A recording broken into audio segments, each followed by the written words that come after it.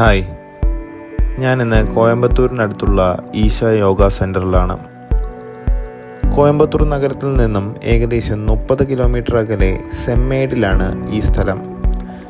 പശ്ചിമഘട്ട മലനിരകളുടെ താഴ്വരയിൽ തിരക്കുകളിൽ നിന്നും മാറിയുള്ള ശാന്തമായ ഒരിടം. ഈ പ്രദേശം അതിൻ്റെ പ്രകൃതി സൗന്ദര്യത്തിന് ശരിക്കും പേരുകേട്ടതാണ്.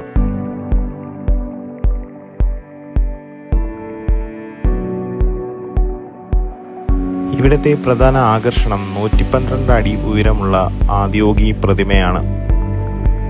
യോഗയുടെ പ്രാധാന്യം ലോകത്തിനു മുന്നിൽ ഉയർത്തിക്കാട്ടുക എന്ന ലക്ഷ്യത്തോടെയാണ് ഈ കൂറ്റൻ പ്രതിമ സ്ഥാപിച്ചിരിക്കുന്നത്. ഇതിൻ്റെ പിന്നിലായി മനോഹരവും ഗംഭീരവുമായ വെള്ളയാങ്കിരി മലനിരകൾ തലയുയർത്തി നിൽക്കുന്നു.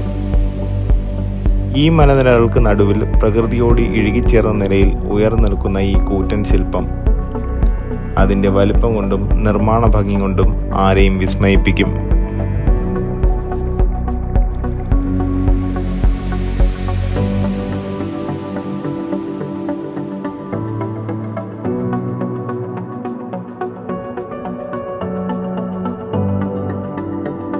ഈ കേന്ദ്രത്തിലെ മറ്റൊരു കാഴ്ചയാണ് ഇവിടുത്തെ കാളവണ്ടികൾ.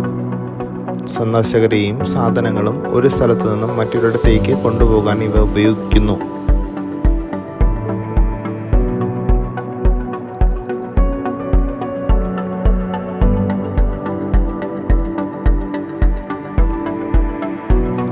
ആദിയോഗി പ്രതിമയ്ക്ക് തൊട്ടടുത്താണ് ഈശ യോഗ സെൻറ്റർ സ്ഥിതി ചെയ്യുന്നത്. ഇവിടെയുള്ള പ്രധാനപ്പെട്ട ഒന്നാണ് ധ്യാനലിംഗം. വളരെ ഡീപ്പായിട്ടുള്ള മെഡിറ്റേഷന് വേണ്ടി സവിശേഷമായി പ്രതിഷ്ഠിച്ച ഒരിടമാണിത്. ഇവിടെ ജാതി മതഭേദമന്യേ ആർക്കും ധ്യാനിക്കാനുള്ള സൗകര്യമുണ്ട്.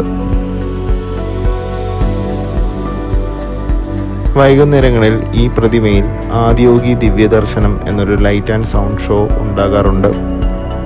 ആദിയോഗിയുടെ കഥയും യോഗയുടെ ഉത്ഭവവും 3D വിഷ്വൽ ആൻഡ് സൗണ്ട് എഫക്ട്സോട് കൂടി 14 മിനിറ്റോളം പ്രതിമയിൽ തന്നെ അവതരിപ്പിക്കുന്ന ഒന്നാണിത്. മഴ കാരണം ഞാൻ ഇവിടെ എത്തിയ ദിവസം വൈകുന്നേരത്തെ ഷോ നിർത്തിവച്ചിരുന്നു. ഈ യാത്ര ഇവിടെ നിർത്തുന്നു.